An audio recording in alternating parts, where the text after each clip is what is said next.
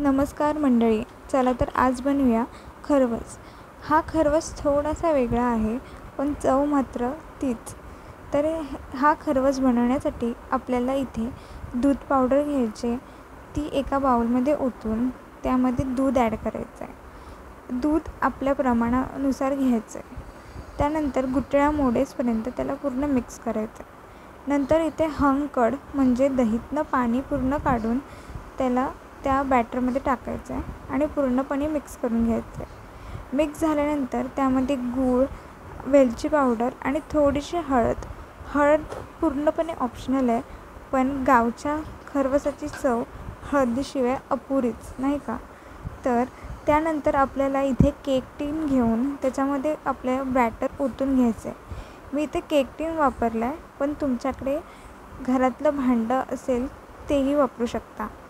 त्यानंतर त्याच्यावरती जायफळ थोडंसं किसून त्यावर टाकून आपल्याला 40 ते 50 मिनटं गरम पाण्यात पूर्णपणे शेकू द्यायचं आहे.